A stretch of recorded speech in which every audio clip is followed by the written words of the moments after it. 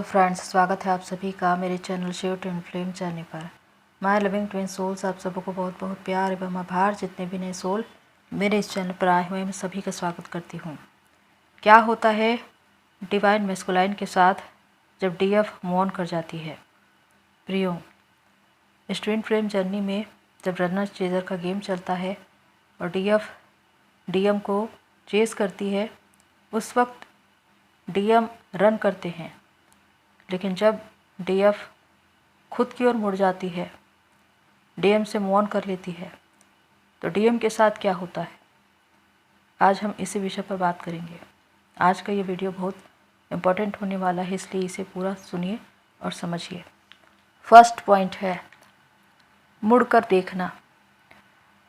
आपने कभी सुना होगा कि जब आप किसी इंसान के पीछे भाग रहे हैं तो वो इंसान और भी ज़्यादा भाग रहा है, लेकिन जब आप उनके पीछे भागना बंद कर देते हैं तो वो इंसान पीछे मुड़कर देखता है, ये जानने के लिए कि जो मेरे पीछे आ रहा था वो क्यों नहीं आ रहा है।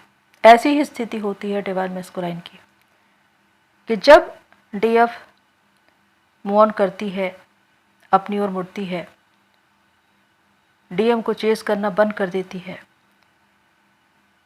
तो डीएम को पता चल जाता है कि डीएफ उनकी ओर अब नहीं भाग रही है, क्योंकि उनको उनकी एनर्जी फील नहीं होती। ऐसे में डीएम मुड़कर देखते हैं और उन्हें हैरत भी होती है कि जो इंसान अब तक उनके पीछे पागलों की तरह, दीवानों की तरह भागता था, वो क्यों नहीं आ रहा है। यही टर्निंग पॉइंट होता है, क्योंकि जिस दिन डीएफ खुद की ओर मुड़ जाती है, वो अपनी इस जर्नी में आगे बढ़ जाती है अपने नए मुकाम को पाने के लिए। लेकिन यहाँ पर डीएम की स्थिति ये होती है कि उनको समझ में नहीं आता कि अब तक जो मेरे पीछे भाग रही थी, अब वो मेरे पीछे क्यों नहीं आ रही है। तो बहुत से प्रश्न उनके दिलो दिमाग में चलने लगते हैं कि आखिर ऐसा क्यों है। सेकंड पॉइंट है वेटिंग की एनर्जी में रहना। जिस प्रकार प्रारंभ में डीएफ डीएम को चेस करती थी और घंटों घंटों वेटिंग की एनर्जी में बैठी रहती थी कि डीएम का कॉल आएगा, मैसेज आएगा, और जब उनका कॉल या मैसेज नहीं आता था तो डीएफ हर्ट होती थी, वैसी ही स्थिति अब डीएम की होती है। वो भी वेटिंग की एनर्जी में चले जाते हैं, क्योंकि डीएम को डीएफ की आदत होती है। उनको अच्छे से मालूम होता है कि डीएफ उनसे बहुत ज़्यादा प्यार करती है और उनके प्यार में दीवानियत के हद तक चली गई है, और इसी वजह से वो चाहे कहीं भी भागे, वो तो उनके पीछे ही आएगी। इसीलिए जब वो थर्ड पार्टी में भागते हैं तो उनको यही लगता है कि कहीं ना कहीं से डीएफ का कॉल आएगा, मैसेज आएगा, वो मुझे मनाएगी या मुझसे बात करने की कोशिश करेगी या मुझसे मिलना चाहेगी। लेकिन जब डीएफ का कोई कॉल या मैसेज नहीं आता तो डीएम हैरानी में पड़ जाते हैं और उस वक्त वो बार बार अपना फ़ोन चेक करते हैं। मैसेजेस, कॉल, अपने स्टेटस, व्हाट्सएप, सब में वो ये देखते हैं कि डीएफ का कॉल या मैसेज आया है कि नहीं। तो यहाँ पर ये स्थिति होती है कि डीएम रुक जाते हैं, यानी कि अगर वो थर्ड पार्टी की ओर भाग रहे थे तो अब उनका ध्यान डीएफ की ओर आकर्षित हो गया है। वो भी वेटिंग के एनर्जी में आ गए हैं। उनको भी हर समय ऐसा लगता है कि डीएफ का कॉल आ रहा है, मैसेज आ रहा है, क्योंकि उनको डीएफ की आदत होती है।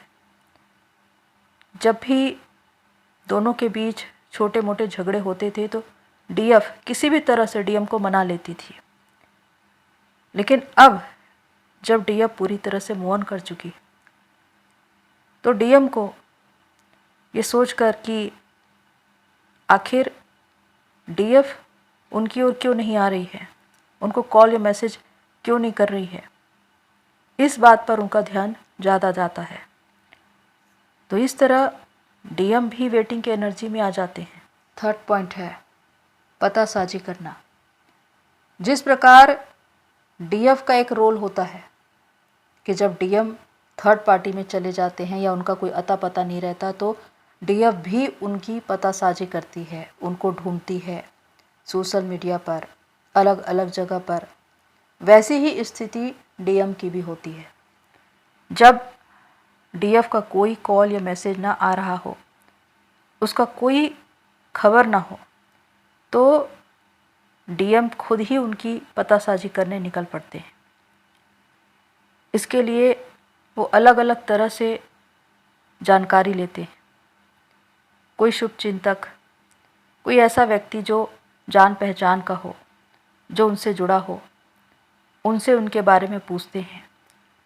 सोशल मीडिया पर अगर वो हैं तो वहाँ पर उन्हें फॉलो करते हैं। व्हाट्सएप पर, अलग अलग जगह पर उनको देखते हैं कि वो कहाँ हैं और इस वक्त क्या कर रही है, क्योंकि उनको दिलचस्पी होती है उनकी लाइफ में कि अगर डीएफ उनकी ओर नहीं आ रही है तो वो कहाँ है, क्या वो किसी और के साथ अलग कनेक्शन में चली गई है, किसी और के साथ वो है। इस तरह की बातें भी उनके दिमाग में आती है, इसीलिए वो डीएफ की पतासाजी करते हैं। इसलिए क्योंकि उनके मन में एक भाव होता है कि डीएफ उनके बिना खुश कैसे रह सकती है, क्योंकि डीएफ के बिना डीएम खुश नहीं रह पाते। इसलिए उनको यही लगता है कि जो अब तक मेरे पीछे पड़ी रहती थी और दिन और रात मेरे पीछे भागती थी, जब मैं उससे बात नहीं करता था तो रोती थी, गिड़गिड़ाती थी, आज वो इतनी शांत कैसे हो गई है। तो इसलिए डीएम उनकी पतासाजी करना शुरू करते हैं। फोर्थ पॉइंट है लो वाइब्रेशन को फील करना। डीएम जब डीएफ से अलग होते हैं, यानी कि जब डीएफ मूव ऑन कर जाती है और उनकी 1% एनर्जी भी डीएम को मिल नहीं पाती, उस वक्त डीएम लो वाइब्रेशन में चले जाते हैं और उस वक्त वो लो फील करने लगते हैं। बार बार डीएफ को याद करते हैं, वो काम करते हैं लेकिन काम में भी उनका मन नहीं लगता। वो अपने कनेक्शन में 100% एफर्ट्स लगाते हैं, लेकिन उसके बाद भी वो संतुष्ट नहीं हो पाते, क्योंकि उन्हें हमेशा एक अधूरापन सा महसूस होता है।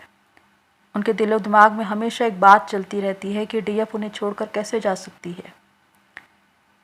तो उस वक्त फिजिकली, मेंटली, फाइनेंशियली, इमोशनली बहुत ज़्यादा वीक होने लगते हैं और इसी वजह से जॉब में, सर्विस में उनको लॉस होने लगते हैं।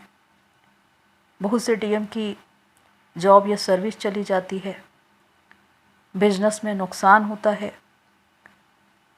वो किसी भी काम में फोकस नहीं कर पाते और मेंटली वो बहुत ज़्यादा डिस्टर्ब रहते हैं, सुकून नहीं रहता। तो ऐसी स्थिति में वो हद से ज़्यादा लो वाइब्रेशन को फील करते हैं। फिज़िकली उनको बहुत से ऐसे प्रॉब्लम्स हो जाते हैं, एंजाइटी, डिप्रेशन, माइग्रेन, हार्ट में पेन, क्योंकि डीएफ जब मूव ऑन करती है और डीएफ की एनर्जी जब डीएम को नहीं मिलती, तो कहीं ना कहीं डीएम का हार्ट चक्र भी ब्लॉक होने लगता है और उस वक्त उनको भी यही महसूस होता है कि उनके हार्ट में पेन हो रहा है। कभी कभी उनको बहुत ज़्यादा बेचैनी और घबराहट होती है। तो ये वो सारी स्थितियां हैं जो वो फेस करते हैं जब डीएफ पूरी तरह से उनसे वॉर्न कर चुकी होती है, क्योंकि डीएफ ही उनको शक्ति देती थी, प्रोटेक्शन देती थी, पॉजिटिव एनर्जी देती थी। उनकी एनर्जी से ही डीएम बहुत ज़्यादा हाई वाइब्रेशन को फील करते थे। लेकिन अब जब डीएफ की एनर्जी नहीं मिल पा रही है, डीएफ की ओर से कोई हीलिंग नहीं मिल पा रही है, तो वो बहुत ज़्यादा लो वाइब्रेशन को फील करते हैं। 5th पॉइंट है कार्मिक से ट्रिगर मिलना। जब भी कोई इंसान लो वाइब्रेशन में जाता है तो उसे ट्रिगर्स मिलने शुरू हो जाते हैं, और वही हाल होता है डीएम के साथ। जब डीएम को डीएफ की 1% एनर्जी भी नहीं मिलती तो उस वक्त वो लो वाइब्रेशन में चले जाते हैं। फिज़िकली, मेंटली, फाइनेंशियली क्राइसिस के दौर से होकर गुजरते हैं, और ऐसे में कार्मिक्स का आक्रमण शुरू हो जाता है। और ये कार्मिक किसी भी रूप में हो सकते हैं, उनकी फैमिली, उनकी फ्रेंड सर्कल्स, उनकी वाइफ, गर्लफ्रेंड, उनके बॉस, कोई भी, और इनके द्वारा उनको ट्रिगर्स मिलने शुरू होते हैं। जब डीएम को ये पता चल जाता है कि अब डीएफ की ओर से उनको किसी प्रकार से हीलिंग नहीं मिलेगी, एनर्जी नहीं मिलेगी, तो वो और भी ज़्यादा लो फील करते हैं, क्योंकि एक ओर उनको डीएफ से एनर्जी नहीं मिल रही है, और दूसरी ओर जो कार्मिक्स हैं उनसे लगातार उन्हें प्रताड़ना मिल रही है। ये वही लोग हैं जो डीएम के साथ रहते तो हैं, लेकिन कभी भी वो डीएम की वैल्यू नहीं करते, उनकी भावनाओं की कद्र नहीं करते, हमेशा उनको ट्रिगर करते हैं। तो ऐसी स्थिति में डीएम पूरी तरह से हताश और निराश हो जाते हैं। 6th पॉइंट है dark night of the soul. यदि डीएफ dark night of the soul में गई है और वहाँ से बाहर निकली है, तो ज़रूरी है कि डीएम भी dark night of the soul में जाएंगे, क्योंकि अब उनकी भी लर्निंग होनी है, उनको भी बहुत से लेसन लेने हैं। तो ऐसे डीएम जो dark night of the soul में जाते हैं, रातों को सोते नहीं, डीएफ को याद कर कर के रोते हैं, रियलाइज़ करते हैं कि उन्होंने डीएफ को क्यों छोड़ा, क्यों रिजेक्ट किया। क्योंकि डीएम एक ऐसी स्थिति में होते हैं जहाँ पर वो एक ट्रैप में फंस जाते हैं, जहाँ न तो डीएफ का साथ होता है और न उसकी एनर्जी होती है, और दूसरी ओर जिनके साथ वो है वो उनके कभी भी नहीं होते। भावनात्मक रूप से कभी भी वो उनका साथ नहीं देते, कभी भी उनको पॉजिटिव एनर्जी नहीं मिलती, वो हमेशा उनको ट्रिगर ही करते रहते हैं। और यही वो समय होता है जब डीएम की अवेकनिंग होती है। तो इस वक्त डिवाइन यही चाहते हैं कि किसी भी रीति से डीएफ डीएम को एनर्जी ना दे, हीलिंग ना दे, क्योंकि यही वो समय है जब डीएम ये डिसाइड करते हैं कि मुझे अपने डीएफ के पास जाना है। अब उनका इरादा कुछ भी हो सकता है, ये हो सकता है वो हीलिंग लेने के लिए आ रहे हों, आपकी एनर्जी लेने के लिए आ रहे हों।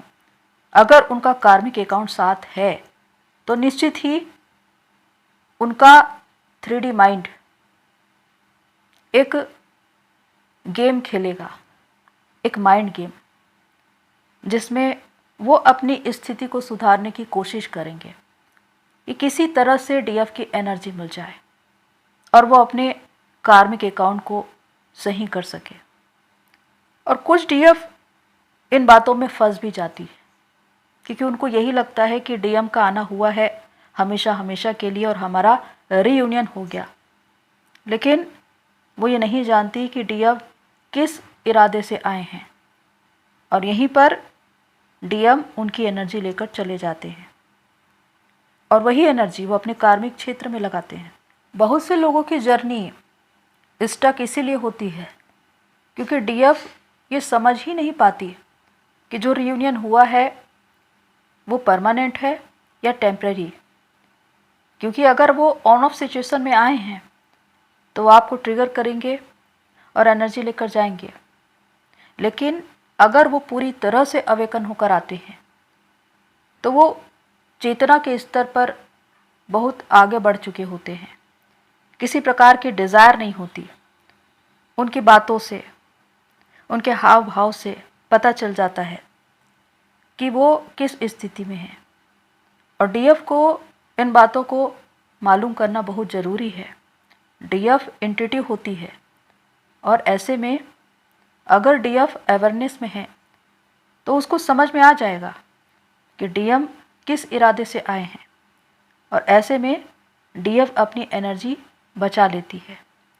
जब भी डीएम से मिलना हो, बैलेंस रहकर बात करे, फ्रेंडली रहे, किसी भी रीति से अपनी मर्यादा पार नहीं करना है, क्योंकि डीएम को भी ये बातें समझ में आनी चाहिए कि डीएफ अब बदल चुकी है।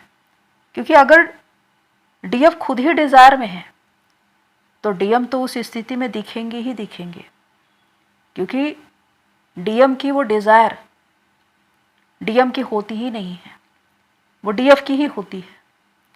इसीलिए ज़रूरी है यहाँ पर डीएफ को पूरी तरह से अवेकनिंग में आना, अवेयरनेस में आना। और तब जब उनके बदले हुए रूप को डीएम देखते हैं तो इससे वो प्रभावित होते हैं। उनको समझ में आ जाता है कि इतने समय में डीएफ ने खुद पर काम किया है और अपनी एक पहचान बनाई है। तो इन्हीं बातों से प्रियो, डीएम एक चेज़र बनते हैं। डीएम का चेज़र बनना और डीएफ का रनर बनना ये दर्शाता है कि डीएफ ने खुद पर काम किया, खुद को कंप्लीट किया, अपने सोल पर्पस पे पहुंची, मदर अर्थ को सर्व कर रही है, और उन्होंने अपने आप को इतना प्रभावशाली बना लिया है कि आज डीएम भी इसकी वजह से उनकी ओर आकर्षित होकर आए हैं। तो डीएम का वापस लौट आना ये दर्शाता है कि डीएफ की साधना पूरी हुई है।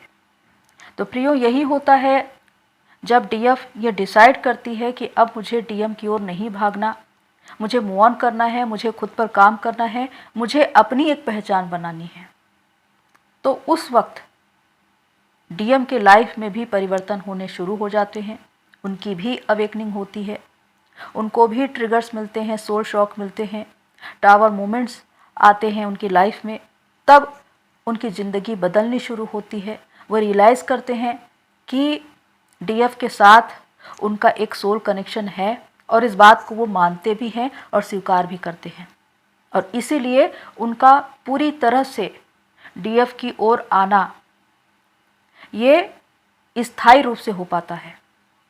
तो प्रियो, आज जो भी बातें मैंने आपको बताई, होप सो आपको हेल्प करे। आज के लिए इतना ही, फिर मिलते हैं नेक्स्ट वीडियो में। तब तक के लिए take care and god bless you. और मेरी सोल फैमिली, आप सभी की जर्नी पूरी हो।